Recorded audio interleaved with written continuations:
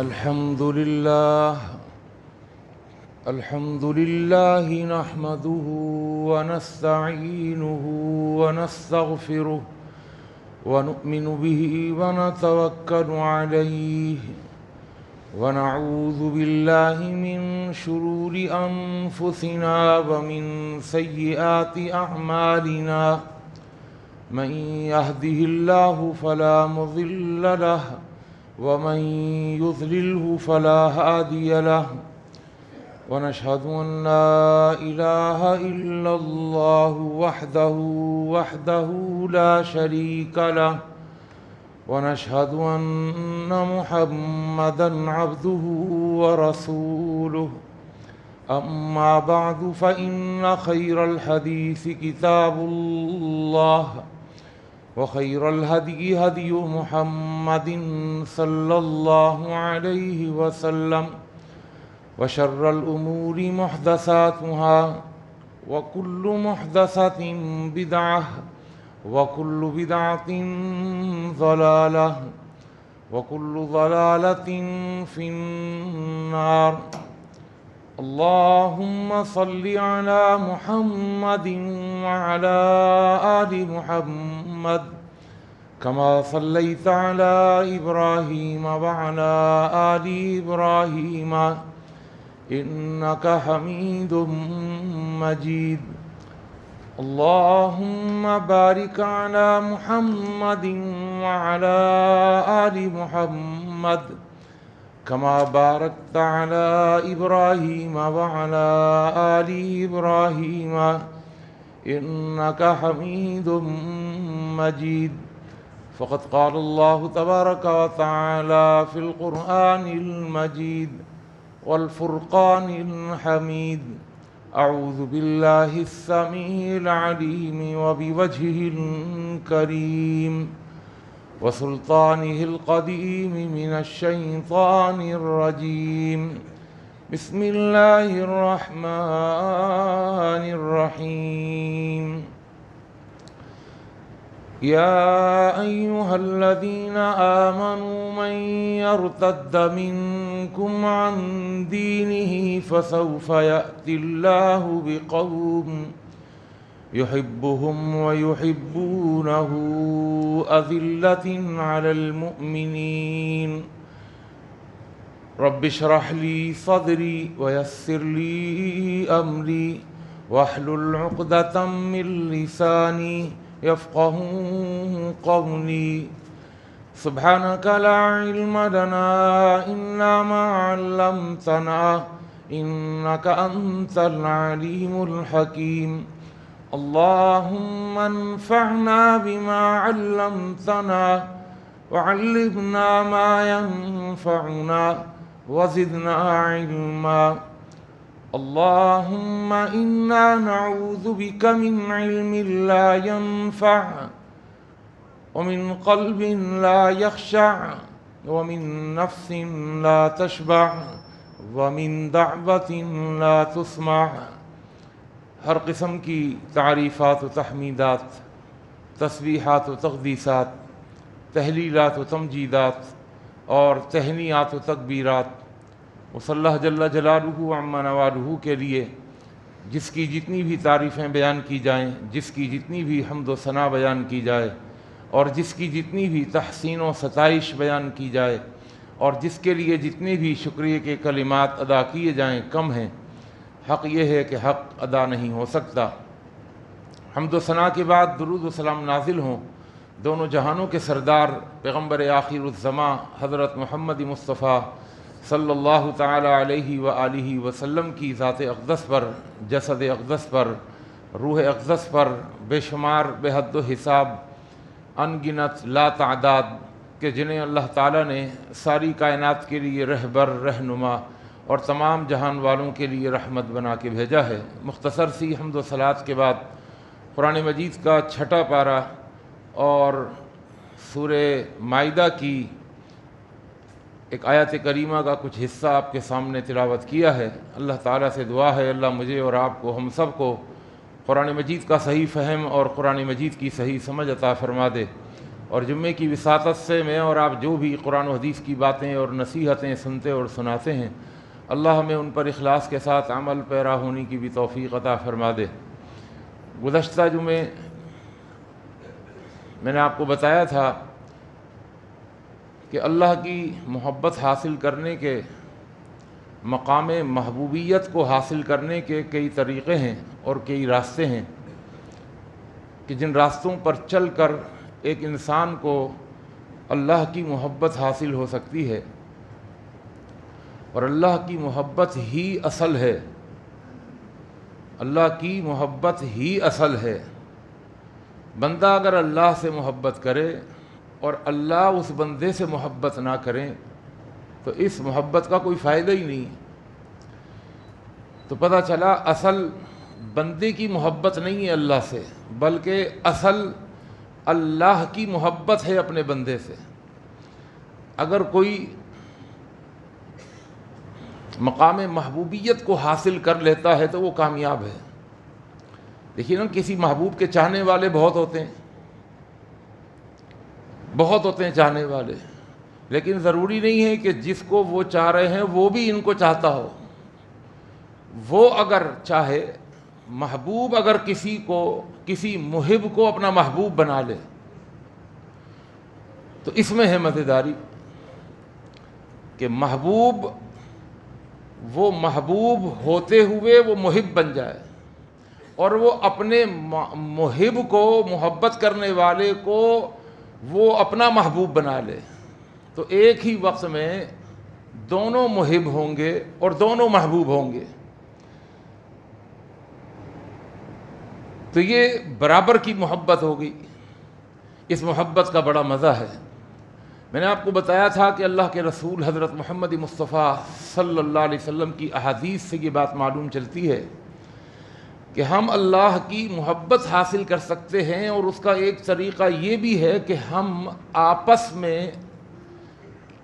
ایک دوسرے کی محبت کو ختم نہ ہونے دیں، آپس کی محبتوں کو ختم نہ ہونے دیں۔ آپس کی محبتوں کا معنی کیا ہے کہ ہم اپنے گھر میں، اپنے رشتہ داروں میں، اپنے بھائیوں میں، اپنی بہنوں میں، اپنے قرابت داروں میں، اپنے رشتہ داروں میں، ایک پڑوسی ہونے کی حیثیت سے، ایک مسجد کے نمازی ہونے کی حیثیت سے، کسی کمپنی میں ورکرز ہونے کی حیثیت سے، ایک ساتھ کام کرنے کی حیثیت سے ہمیں آپس میں ایک دوسرے سے نفرت نہیں کرنی بلکہ محبت کرنی ہے، اور محبت کو کسی بھی صورت ختم نہیں ہونے دینا۔ اور یہ محبت کس کے لیے؟ صرف اور صرف اللہ کے لیے، کہ اللہ نے کہا ہے، اللہ کا حکم ہے۔ میں نے آپ کو بتایا تھا کہ اللہ کے رسول حضرت محمد مصطفیٰ صلی اللہ علیہ وسلم کی حدیث ہے صحیح مسلم کی کہ ان اللہ تعالی یقول یوم القیامہ این المتحابون بجلالی الیوم اظلہم یوم لا ظل الا ظلی۔ کہاں ہیں وہ کہ جو مجھے بڑائی دیتے ہوئے میرا کہنا مان کر آپس میں محبت کو ختم نہیں ہونے دیتے۔ الیوم اظلہم، آج میں ان کو اظلہم، اپنے عرش کا وہ سایہ عطا کروں گا، یوم لا ظل الا ظلی، کہ جس کے علاوہ میدان محشر کے اندر کوئی بھی سایہ نہیں ہوگا۔ آج بڑے اعزاز کے ساتھ اللہ ان کو کھڑا کریں گے۔ ایک اور حدیث میں آتا ہے، یہ حدیث ترمذی کی حدیث ہے، اس کا پہلا جملہ تو پچھلی حدیث کی طرح ہے کہ اللہ کے رسول صلی اللہ علیہ وسلم فرماتے ہیں این المتحابون، یقول اللہ تعالی یوم القیامہ، اللہ تعالیٰ قیامت کے دن فرمائیں گے این المتحابون بجلالی، کہاں ہیں میری عظمت کو اور میری بڑائی کو قائم رکھتے ہوئے ایک دوسرے سے محبت کرنے والے، لہم منابر من نور یغبطہم النبیون والشہداء، لہم منابر من نور، اللہ ان کو قیامت کے دن میدان محشر کے اندر نور کے ممبروں پر بٹھا دے گا. منابر من نور، نور کے ممبر. اچھا اب اس سے ہم کیا سمجھیں گے نور کے ممبر؟ آپ نے دیکھا ہوگا کہ کسی محفل میں کسی پروگرام میں اسٹیج لگتا ہے، یا ہم کہیں شادی ہال میں جاتے ہیں، وہاں ایک اسٹیج ہوتا ہے، اسٹیج کے اوپر کرسیاں رکھی ہوئی ہوتی ہیں، لیکن ان کرسیوں کے درمیان میں بہت ہی اعلیٰ قسم کے بہت ہی خوبصورت، وہ کرسیاں نہیں کہیں گے، اعلیٰ قسم کے صوفے رکھے ہوئے ہوتے ہیں. ان کی بیک بڑی اونچی ہوتی ہے.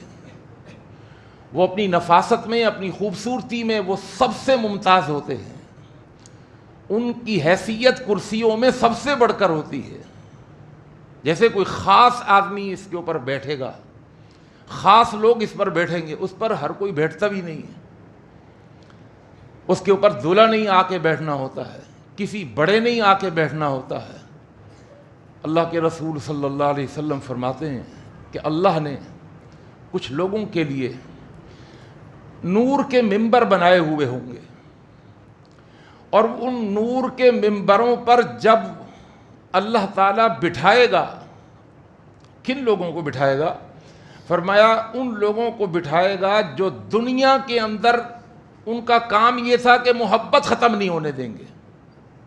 کسی نے کچھ کہہ دیا تو کوئی بات نہیں کہہ دیا، لیکن ہم اب تمہارے اس کہنے کی وجہ سے دل میں کوئی بات بٹھا کر اب ہم نفرت کا بیج نہیں بوئیں گے، اب ہم اپنے تعلقات کو خراب نہیں کریں گے، بلکہ اپنے دل کو صاف رکھیں گے، اللہ کے لیے معاف کر دیں گے، اپنے دل کو گندا نہیں ہونے دیں گے، اپنے تعلقات کو خراب نہیں ہونے دیں گے، اپنی محبت کو ختم نہیں ہونے دیں گے. محبت اسی طرح رہے گی. اگرچہ کسی نے کوئی زیادتی کر دی، ظلم کر دیا، کسی نے گالی دے دی، کسی نے بے عزتی کر دی، کسی نے نقصان پہنچا دیا، لیکن آپ اگر محبت کو ختم نہیں ہونے دیتے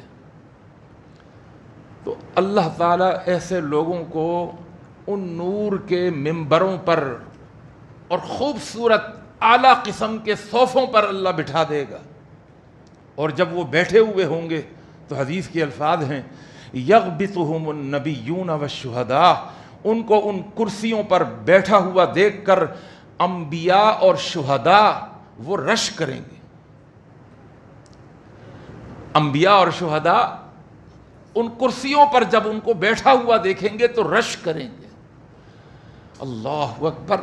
جن کے نور کے ممبروں پر بیٹھنے پر انبیاء اور شہداء رش کریں کہ اللہ نے کیا ان کو مقام دیا ہے، کتنا اللہ نے ان کو اونچا مرتبہ دیا ہے، اللہ نے ان کو کتنی عزت دی ہے کہ ابھی ہم انبیاء ہونے کے باوجود، رسول اور پیغمبر ہونے کے باوجود، ہم اللہ کے راستے میں جام شہادت نوش کرنے کے باوجود ابھی ہم کھڑے ہوئے ہیں. اللہ نے ان کو ایسے نور کے ممبروں پر اور قیمتی قسم کے صوفوں پر بٹھا دیا ہے، اور اللہ نے وہ پروٹوکول دیا ہے، وہ عزت دی ہے کہ انبیاء اور شہداء بھی رش کریں گے.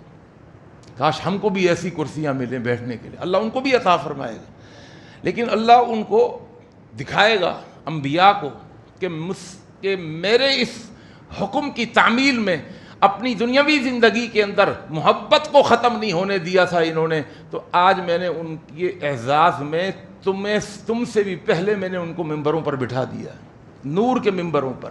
ایک اور حدیث میں آتا ہے، ابو داؤد کی حدیث ہے، اللہ کے رسول صلی اللہ علیہ وسلم فرماتے ہیں ان من عباد اللہ لاناسا، اللہ کے بندوں میں کچھ لوگ ایسے ہوں گے، کچھ ایسے ہیں ما ہم انبیاء ولا شہداء، کہ وہ انبیاء بھی نہیں ہیں اور وہ شہید بھی نہیں ہیں اللہ کے بندے. ما ہم بانبیاء ولا شہداء، انبیاء بھی نہیں ہوں گے، شہداء بھی نہیں ہوں گے، لیکن یغبطہم الانبیاء والشہداء، کل قیامت کے دن اللہ تعالیٰ جب ان کو عزتیں عطا فرمائے گا، ان کو جو نبی بھی نہیں ہیں، شہید بھی نہیں ہیں، یوم القیامت بمکانہم من اللہ، جب اللہ ان کو عزتیں عطا فرمائے گا تو فرمایا یغبطہم الانبیاء والشہداء یوم القیامہ بمکانہم من اللہ، جب اللہ کے رسول صلی اللہ علیہ وسلم نے یہ فرمایا کہ انبیاء اور شہداء رش کریں گے تو صحابہ نے پوچھا تخبرنا من ہم یا رسول اللہ، اے اللہ کے رسول آپ ہم کو خبر دیجئے، بتائیے من ہم، یہ کون لوگ ہوں گے؟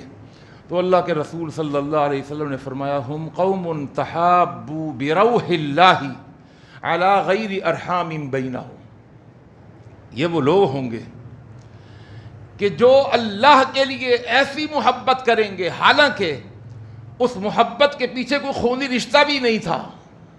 ایک تو خونی رشتے کی وجہ سے بھی محبت ہوتی ہے نا، خونی رشتہ ہے، رشتہ جو ہے وہ خونی رشتہ وہ کھینچتا ہے اپنی طرف، کہا کوئی خونی رشتہ بھی نہیں ہے، ان کے درمیان کوئی خونی رشتہ نہیں ہوگا، کوئی رشتہ داری نہیں ہوگی، لیکن بغیر کسی رشتہ داری کے، بغیر کسی قرابت داری کے بھی ان کی محبت کا یہ عالم ہوگا کہ یہ اللہ کے لیے محبت کریں گے، رشتہ داری سے بڑھ کر، قرابت داری سے بڑھ کر، خونی رشتے سے بڑھ کر، ایسے محبت کرنے والے۔ اور آگے فرمایا ولا اموال یتعاطونها، اور ان کی محبت کسی کاروباری لین دین کی وجہ سے بھی نہیں ہوگی کہ چونکہ بہت بڑا آرڈر پکڑنا ہے ان سے تو اس لیے اب ان سے محبت کرو، فرمایا نہیں، ولا اموال یتعاطونها، کوئی کاروباری تعلقات بھی نہیں تھے ایسے کہ جس کی وجہ سے، جس کو کہتے ہیں نا بے لوث محبت، بغیر کسی غرض کی محبت، اللہ کے لیے محبت، اتنا اپنے دل کو محبت والا بنانا یہ کوئی معمولی چیز نہیں ہے۔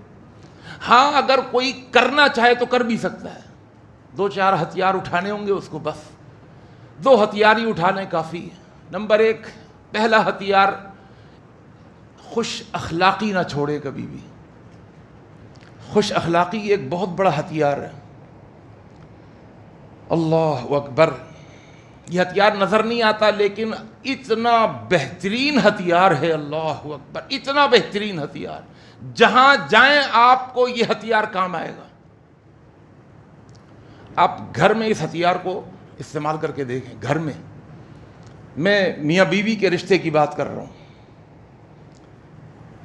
خوش اخلاق شوہر بنیے، خوش اخلاق بیوی بن کے دکھائیے۔ آج ہوتا یہ ہے کہ ہماری ساری خوش اخلاقی غیروں کے لیے، اور اپنے گھر کے اندر ہم بڑے بد اخلاق ثابت ہوتے ہیں، گھر کے اندر ہماری بد اخلاقی عروج پر ہوتی ہے، باہر ہم بڑے نرم ہیں، بڑے پولائٹ ہیں، بڑا ہمارا نرم مزاج ہے، لیکن گھر کے اندر ہماری ترش روئی، ہمارا چیخنا چلانا دھاڑنا، پورا گھر سر پہ اٹھایا ہوا ہوتا ہے، یہ نہیں ہونا چاہیے۔ بیوی ہونے کی حیثیت سے ہمیں خوش اخلاق ہونا چاہیے، شوہر ہونے کی حیثیت سے ہمیں خوش اخلاق ہونا چاہیے۔ اچھا، ہم خوش اخلاقی کو یہ بھی سمجھتے ہیں کہ جو ہمارے ساتھ خوش اخلاق ہے ہم بھی اس کے ساتھ خوش اخلاق ہیں، یہ کوئی خوش اخلاقی نہیں ہے بھائی۔ خوش اخلاقی کیا ہے کہ آپ کے ساتھ کوئی بد اخلاقی کے ساتھ پیش آئے، آپ اس کے ساتھ خوش اخلاقی کے ساتھ پیش آئے، یہ ہے خوش اخلاقی۔ کوئی آپ سے کٹے آپ اس سے جڑیں، کوئی آپ سے نفرت کرے آپ اس سے محبت کریں، کوئی آپ کے ساتھ سختی سے پیش آئے آپ اس کے ساتھ نرمی سے پیش آئے۔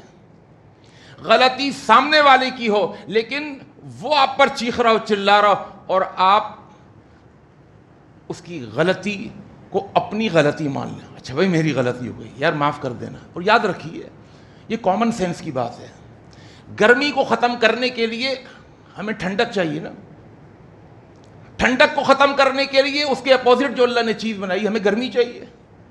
ابھی سردیاں آئیں گی، سردیوں میں ہمیں کیا چاہیے؟ ہیٹر چاہیے سردی کو ختم کرنے کے لیے، گرمی کو ختم کرنے کے لیے ہمیں کولنگ چاہیے، اے سی کی کولنگ چاہیے، کڑواہٹ کو ختم کرنے کے لیے ہمیں کیا طریقہ کار ہے؟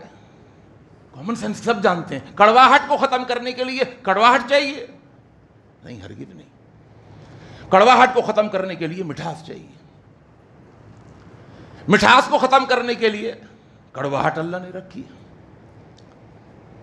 یہ کامن سینس کی بات ہے۔ بھائی کہیں پر داغ ہو، دھبا ہو، سیاہی ہو، نجاست ہو، غلاظت ہو، ختم کرنے کے لیے کیا چاہیے؟ صفائی چاہیے، ستھرائی چاہیے، طہارت چاہیے، پانی چاہیے.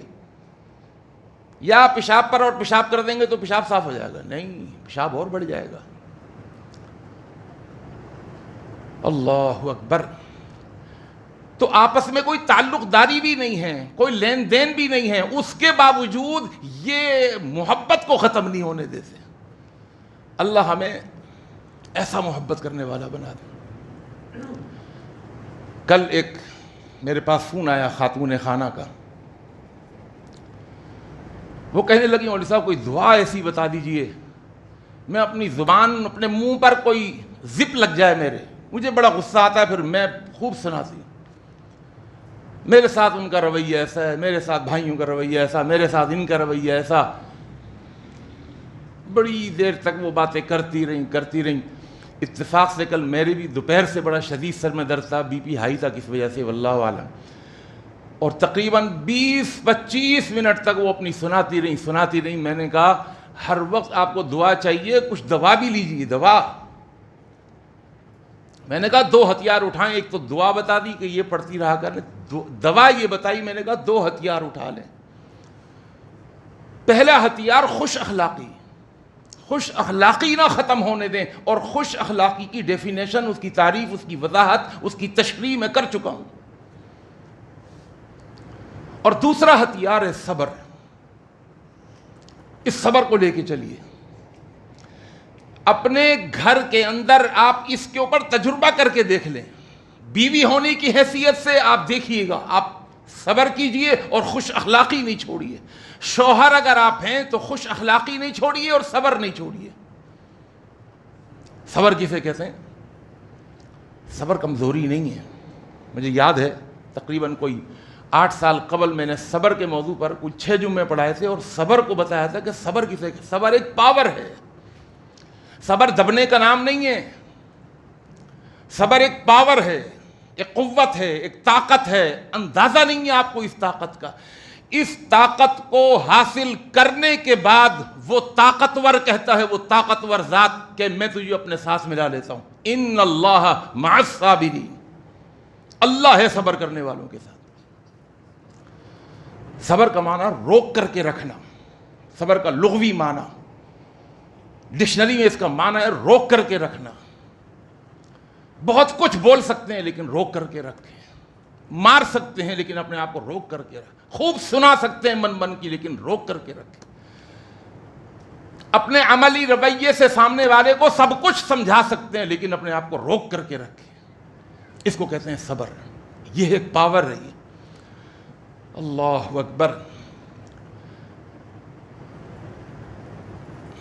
یہاں تو بیان ہو رہا ہے کہ ان کے درمیان نہ کوئی قرابت داری ہے، نہ رشتہ داری ہے، نہ خونی رشتہ ہے، نہ کوئی تجارت، نہ کاروباری مسئلہ ہے، پھر بھی اتنی محبت ہے ان کی اللہ کے لیے.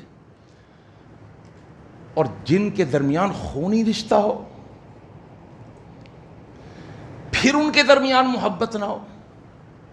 آج گھر گھر کا المیہ، شوہر کا بیوی سے جھگڑا اور بیوی کا شوہر سے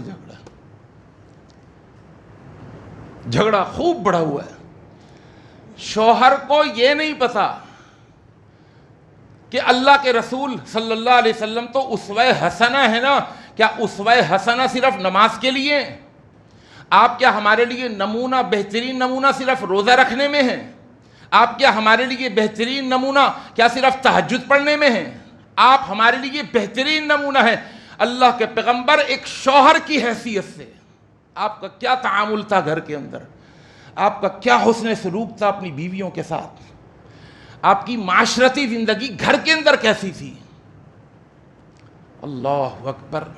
اما عائشہ رضی اللہ تعالیٰ عنہا سے ایک دن پوچھ لیا ایک صحابی نے اما عائشہ رضی اللہ تعالیٰ عنہا سے کہ ما کان النبی صلی اللہ علیہ وسلم یصنع فی بیتہ.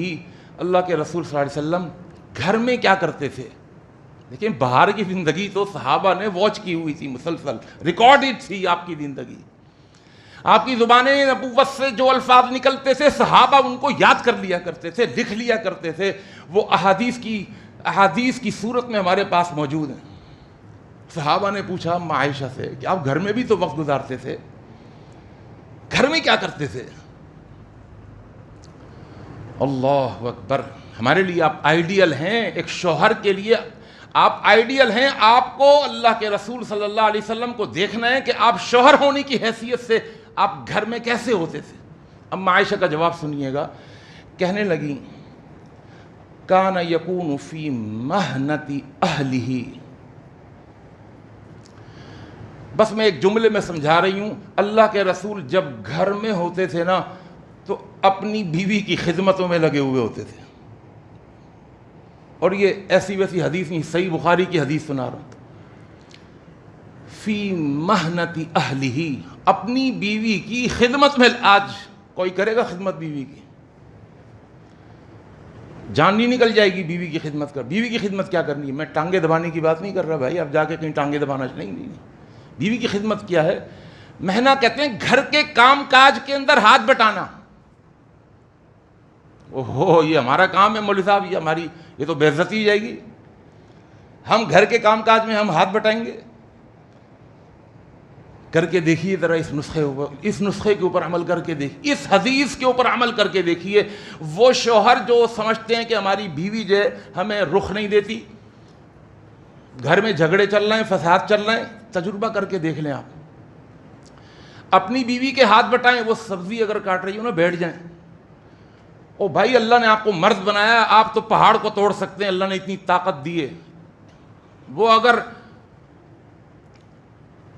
گھیا یا ترئی اگر چھیل رہی ہے نا بیٹھ جائیں، پیلر دوسرا لے لیں اپنے ہاتھ میں، پیلر سے آپ بھی اس کو پیل کرتے رہیں، آپ بھی اس کے چھلکے 2-3 آپ بھی ترئیاں چھیل کے اس کے ساتھ رکھ دیں، کٹوا لیں اس کے ساتھ دوسری چھری لے کر کے دیکھیں، اس میں کوئی چھوٹا نہیں ہو جاتا، اس میں کوئی بے عزتی نہیں ہو جاتی۔ کر کے دیکھیے آپ، اللہ کی قسم یہ وہ عمل ہے کہ جس کی وجہ سے آپ کی بیوی کے اندر جو شیطان نے نفرت ڈالی ہوئی ہے، جو دوریاں ڈالی ہوئی ہیں، وہ نفرت محبت سے بدلے گی، وہ اس کی دوری قربت سے بدلے گی۔ کر کے دیکھیے نا آپ، صرف نمازوں کے لیے آپ اسوہ حسنہ ہیں نہیں، گھریلو زندگی کے اندر بھی آپ ہمارے لیے اسوہ حسنہ ہیں۔ آپ ہاتھ بٹائیے اس کے کام کاج میں، اس کے ہاتھ بٹائیے، وہ محسوس کرے گی، اس کو محبت کا احساس دلائیے۔ یہ نہ ہو کہ آج احساس دلائیں اور پھر پیچھے سے آپ کو جواب ملے ہاں جمعہ ہم نے بھی سنا تھا، ہے نا؟ ایسا یہ نہیں، آج نہیں، ہمیشہ کے لیے ایسا بن کے دکھائیے، اس کے فائدے دیکھ لیں گے آپ، کر کے دیکھیں آپ اس کو اپنی زبان سے بتائیے کہ میں تم سے محبت کرتا ہوں، ہے نا؟ یہ آئی لو یو کا لفظ تو بڑا ہی بھیانک بن چکا ہے، لیکن اپنی بیوی کے لیے اس کو استعمال کریں، بیوی سے بولیں نا مجھے آپ سے محبت ہے، اظہار کریں، ہم کریں گے وہ اس کو کرنا چاہیے، بھائی تمہیں نہیں کرنا چاہیے۔ آج گرل فرینڈ بنانے کا کس کو شوق نہیں ہے؟ شریعت کہتی ہے اپنی بیوی کو اپنی گرل فرینڈ بناؤ، بھائی دوست بھی بناؤ نا، اس کو صرف بیوی نہیں سمجھو، اپنا دوست بھی سمجھو، بیوی کو اپنا دوست۔ اور دوستی کے اندر ہنسی مذاق بھی ہوتا ہے، دوستی کے اندر ایک دوسرے کی خدمت بھی ہوتی ہے۔ اللہ کے رسول صلی اللہ علیہ وسلم کا ہنسی مذاق اپنی بیویوں سے، اما عائشہ رضی اللہ تعالیٰ عنہ فرماتی ہیں اللہ کی قسم اللہ کے رسول گھر میں گھستے تھے، آپ کے چہرے پر ایک تبسم ہوتا تھا، ایک مسکراہٹ ہوتی تھی۔ آج ہم گھر میں گھستے ہیں، ہمارا چہرہ عبوساً قمطریرہ بنا ہوا ہوتا ہے، ہماری پیشانی سلوٹوں سے بھری ہوئی ہوتی ہے، ٹینشن کے مارے ہوئے۔ بے شک ٹینشن ہے، لیکن بھائی یہ اس طرح اپنا رویہ رکھ کے کوئی ٹینشنیں کم نہیں ہو رہی ہیں اور بڑھ رہی ہیں۔ آپ گھر میں خوش اخلاق بنیے، آپ خوش مزاج بنیے، خوش خوراک بنیے، خوش پوشاک بنیے، یہ کر کے دیکھیے آپ۔ اور حالت کیا تھی؟ اللہ کے رسول صلی اللہ علیہ وسلم کے بارے میں اما عائشہ فرماتی ہیں، اور یہ حدیث ابو داؤد میں ہے، کہتی ہیں کہ میں اللہ کے رسول صلی اللہ علیہ وسلم کے ساتھ تھی ایک سفر کے اندر، اور آپ کا معمول یہ تھا کہ جب بھی آپ سفر میں نکلتے بیوی کو ساتھ لے لیتے، جب بھی سفر میں نکلتے۔ اب بیویاں تو آپ کی تھیں زیادہ، تو آپ کہتے بھائی قرآن دازی ہوگی، اور آپ قرآن دازی میں جس کا نام نکالا تھا اس کو اپنے ساتھ سفر میں رکھتے تھے۔ اما عائشہ رضی اللہ تعالیٰ عنہ فرماتی ہیں ایک دفعہ قرآن اندازی میں میرا نام نکل آیا، میں اللہ کے رسول صلی اللہ علیہ وسلم کے ساتھ سفر میں تھی، کہتی ہیں فسا بقت ہو، ایک جگہ ایسی آئی کہ جہاں پر سناٹا تھا، کچھ تھا، صحابہ بھی ساتھ تھے لیکن جگہ ایسی تھی کہ بہت وسیع جگہ تھی، تو میں نے اللہ کے رسول صلی اللہ علیہ وسلم سے کہا، یا اللہ کے رسول نے مجھ سے کہا کہ بھئی ریس لگائیں گے مجھ سے آپ کیا؟ تو اللہ کے رسول صلی اللہ علیہ وسلم نے فرمایا ٹھیک ہے بھئی چلو۔ حضرت عائشہ فرماتی ہیں میں نے بھی بھاگنا شروع کیا، 1 2 3 میں بھی بھاگ رہی ہوں اور اللہ کے رسول صلی اللہ علیہ وسلم بھی بھاگ رہے ہیں، دونوں کون جیتتا ہے، کون ادھر جا کے اس جگہ کو ہاتھ پہلے لگاتا ہے یا کون وہاں جا کے واپس آتا ہے؟ اب دوڑ لگا دی، حضرت عائشہ فرماتی ہیں میں بھی دوڑ رہی ہوں اور اللہ کے رسول بھی میرے ساتھ دوڑ رہے ہیں، فَسَبَقَتْهُ عَلَى رِجْلَيَّ، میں اللہ کے رسول صلی اللہ علیہ وسلم سے آگے نکل گئی، عَلَى رِجْلَيَّ، میں اپنے پاؤں پر دوڑتی ہوئی اللہ کے رسول کو میں نے پیچھے چھوڑ دیا اور آپ کو ہرا دیا۔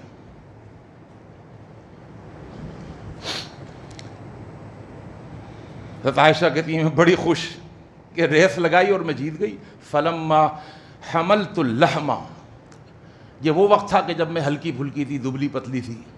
فَلَمَّا حَمَلْتُ اللَّحْمَ، لیکن جب ایک وقت آیا کہ میرا جسم بھاری ہو گیا، تو پھر ایک ایسا موقع آیا، میں اللہ کے پیغمبر کے ساتھ تھی تو آپ نے فرمایا ابھی ریس لگانی ہے، میں نے کہا ٹھیک ہے، آج پھر ریس لگاتے ہیں۔ یہ کون ہے؟ یہ میاں بیوی ہیں۔ کون میاں بیوی؟ یہ شوہر کون ہے؟ یہ میرے اور آپ کے نبی، امام الانبیاء، شافع روز جزا، حبیب خدا، اتنی بڑی شان والے اللہ کے پیغمبر، لیکن شوہر ہونے کی حیثیت سے آپ اپنی بیوی کے صرف شوہر ہی نہیں تھے، ایک دوست بھی تھے۔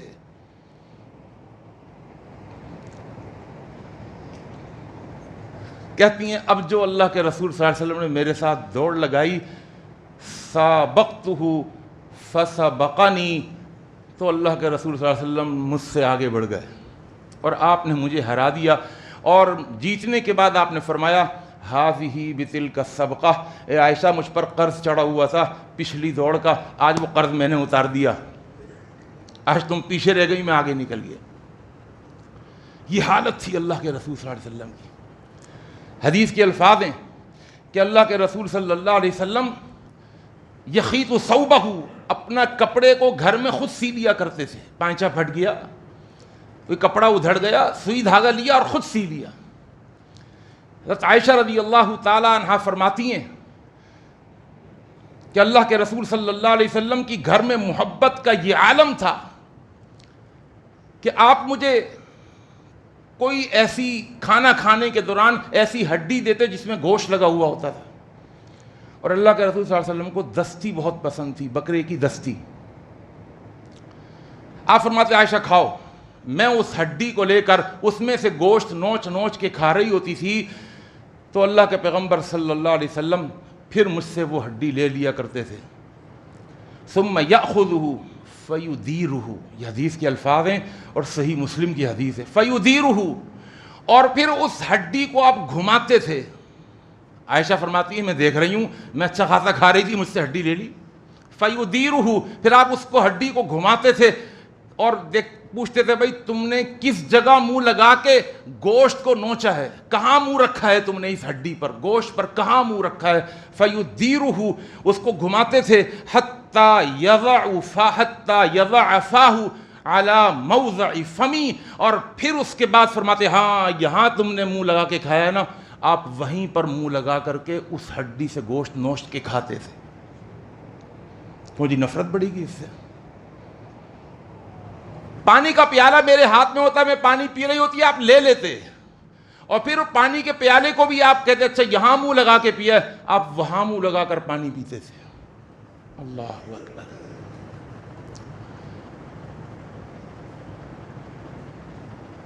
ایک موقع پر حضرت صفیہ رضی اللہ تعالی عنہ جب مدینے کی طرف خیبر سے واپسی پر حضرت صفیہ رضی اللہ تعالی عنہ اپنی اونٹنی پر سوار ہونے لگیں،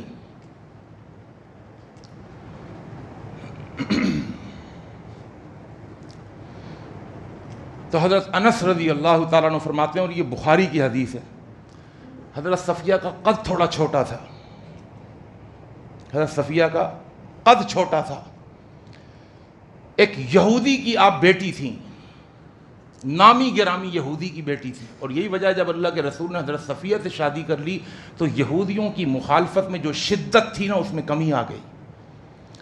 کیونکہ اس زمانے کے اندر یہ رواج تھا کہ جس قبیلے میں شادی کر لیا کرتے تھے نا وہ کہتے تھے کہ ہمارا داماد ہو گیا. آپ نے اس لیے بھی مختلف قبائل میں شادیاں کی. تو جب آپ نے حضرت صفیہ سے شادی کر لی تو ایک موقع پر حضرت صفیہ اللہ کے پیغمبر کے ساتھ تھیں اور قد چھوٹا تھا. تو حضرت صفیہ اونٹنی پر بیٹھنا چاہتی تھیں لیکن آپ کا قد چونکہ چھوٹا تھا، آپ کو کوئی اسٹول چاہیے تھا، کوئی کرسی چاہیے تھی، کوئی چیز چاہیے تھی جس کے اوپر چڑھ کے حضرت صفیہ اونٹنی پر بیٹھیں. صحابہ کرام کا مجمع تھا. حدیث سنیے گا، حدیث کے الفاظ ہیں کہ اللہ کے رسول صلی اللہ علیہ وسلم نے جب دیکھا کہ صفیہ سے اوپر چڑھا نہیں جائے گا فَيَضَعُ رُكْبَتَهُ فَيَجْلِسُ، اللہ کے رسول صلی اللہ علیہ وسلم بیٹھ گئے. عِنْدَ بَعِيرِهِ، اونٹ بھی بیٹھا ہوا ہے، اللہ کے رسول اونٹ کے ساتھ آپ بھی برابر میں بیٹھ گئے، اور بیٹھنے کے بعد فَيَضَعُ رُكْبَتَهُ، اپنا گھٹنا اس طرح آگے کر لیا حضرت صفیہ کے لیے کہ اپنا پاؤں میرے گھٹنے کے اوپر رکھو اور اونٹنی پر سوار ہو جاؤ. وَتَضَعُ صَفِيَّةُ رِجْلَهَا عَلَى رُكْبَتَيْهِ، صحابہ کہتے ہیں ہم دیکھ رہے تھے حضرت صفیہ نے اپنا پاؤں اللہ کے رسول کے گھٹنے کے اوپر رکھا.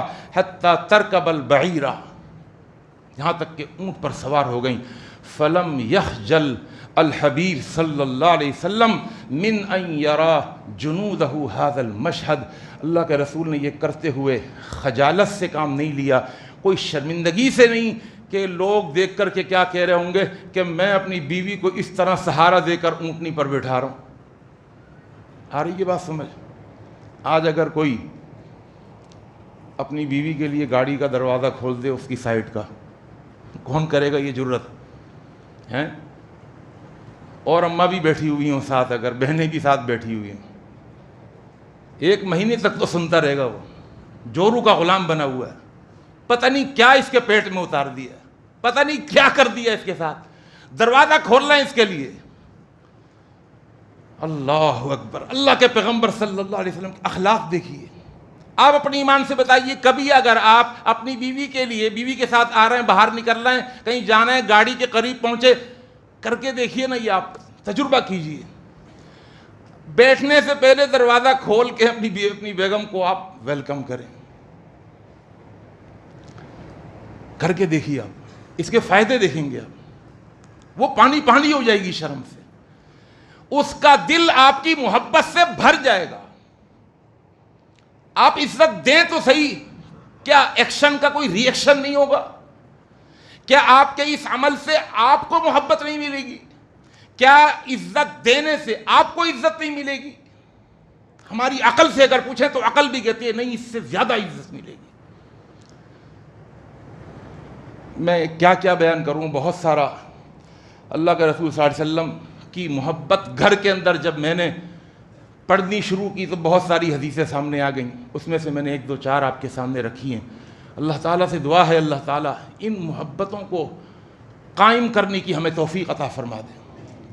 اللہ کے رسول صلی اللہ علیہ وسلم یہ حدیث سنا رہے تھے کہ کل قیامت کے دن اللہ تعالیٰ ان محبتوں کو قائم رکھنے والوں کو نور کے ایسے ممبروں پر بٹھائے گا کہ انبیاء اور شہداء رش کریں گے. پھر اللہ کے پیغمبر نے کہا فواللہ، اللہ کی قسم، ان وجوہہم لنور وانہم علی نور، جب اللہ ان کو ممبروں پر بٹھائے گا نا وہ ممبر نور کے ہوں گے.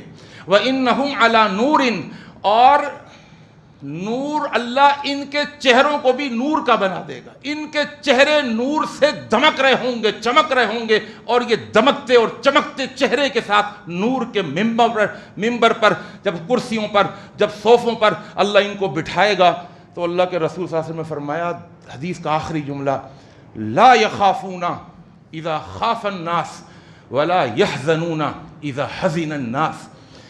یہ نور کے ممبروں پر بیٹھنے والے، ان کو خوف نہیں ہوگا جبکہ ساری انسانیت کو خوف ہوگا.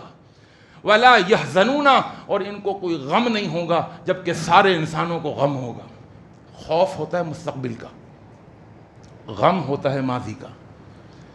یار وہ نقصان ہو گیا، یار ایسا کر لیتے تو نقصان سے بچ جاتے، یوں کر لیتے تو یہ فائدہ ہو جاتا، یہ غم ہے۔ فرمایا لا یحزنون الناس، ان نور کے ممبروں پر بیٹھنے والے نورانی چہرے والے، ان کی حالت یہ ہوگی کہ جب سارے ڈر رہے ہوں گے یہ نہیں ڈر رہے ہوں گے، جب سارے غمگین ہوں گے یہ غم سے پاک ہوں گے۔ اللہم اجعلنا منہم، اللہم اجعلنا امثالہم، اللہ ہمیں بھی ان لوگوں میں سے کر دے۔ بھائی یہ باتیں صرف سننے کی نہیں ہیں، اگلے ہفتے تک، اگلے جمعے تک ذرا کر کے دیکھیے، گھر کے اندر ماحول اچھا ہو جائے گا انشاءاللہ، کوئی فائدہ ہوگا جمعے کا، تقریر کا، آپ کا آنے کا ماحول اچھا بنائیے، گھر کا بڑا خوبصورت ماحول بنائیے، خوش اخلاقی، زبان کو نرم کر لیجیے بالکل، کڑوے سے کڑوی بات سن کر میٹھے سے میٹھا جواب دینے کے لیے ایک ہفتے کے لیے آپ ٹھان لیں کہ یہ کریں گے انشاءاللہ۔ ایک ہفتے کے لیے تو ہم کر سکتے ہیں نا، اگلے ہفتے ساری آپ کسر اتار دینا، اگلے ہفتے ساری آپ کھچائی کر دیں، ایک ہفتے کی تو بات ہے، جو سنے کم از کم ایک ہفتے تک تو اس پر عمل کر کے دیکھیں نا، فائدہ ہوگا تو پھر اس کو کنٹینیو کر لیجیے گا، اور اگر دیکھیں کہ نہیں بیوی خراب ہو رہی ہے تو پھر آپ دوسرا طریقہ بھی انشاءاللہ بتا دوں گا، لیکن میں آپ کو یہ عرض کر رہا ہوں کہ آپ کر کے دیکھیے تجربہ، اس کے فائدے آپ کو ملیں گے۔ اقول قولی ھذا استغفر اللہ لی ولکم اجمعین۔ الحمد للہ نحمدہ ونستعینہ ونستغفرہ ونؤمن به ونتوکل علیہ ونعوذ باللہ من شرور انفسنا ومن سیئات اعمالنا، من یہدہ اللہ فلا مضل لہ ومن یضلل فلا ہادی لہ، ونشہد ان لا الہ الا اللہ وحدہ لا شریک لہ، ونشہد ان محمدا عبدہ ورسولہ۔ اللہم انصر من نصر دین محمد صلی اللہ علیہ وسلم واجعلنا منہم، واخذل من خذل دین محمد صلی اللہ علیہ وسلم ولا تجعلنا منہم۔ عباد اللہ رحمکم اللہ، ان اللہ یأمر بالعدل والإحسان وإیتاء ذی القربى وینہی عن الفحشاء والمنکر والبغی یعظکم لعلکم تذکرون۔